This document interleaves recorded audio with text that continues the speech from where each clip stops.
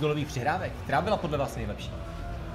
Tak ja si cením každú jednu, keďže pomohla tomu týmu získať tu úplný počet bodov a to ma extrémně těší. Byl zadovkou od zadního mantinelu najít volného spoluhráče před bránou, to je jako je docela púšť.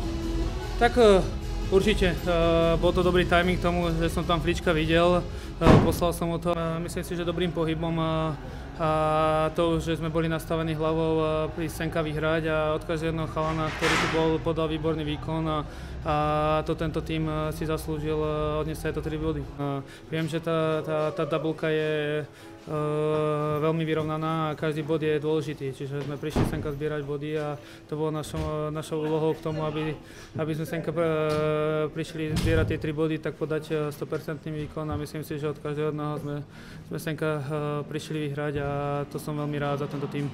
Před zápasem nedělním ve Varech asi dobrý stimul nebo impuls, ne takovýhle zápas? Určite.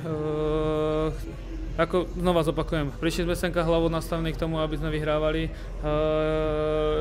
Pokračujeme v tripe, ideme ďalej a do ďalšieho zápasu chceme byť nastavení takisto, ako sme boli dneska. Myslím si, že sme si celkom sadli či s Fličkom, ale takisto aj s Cingim a myslím si, že všetci traja, myslím si, že nám to celkom tam funguje a určite znova zopakujem, som rád, že pomáhame ako celá lajna tomu týmu a určite s Kubom je radosť hrať a takisto myslím si, že ten Cingy takisto nám pridáva tú hodnotu, aby sme my mohli troška byť uvoľnejší a v tej ofenzíve troška tvoriť.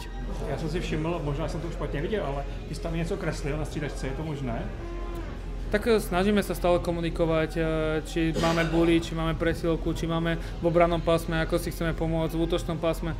Snažíme sa komunikovať a o to viacej tá spolupráca funguje. Děkuji.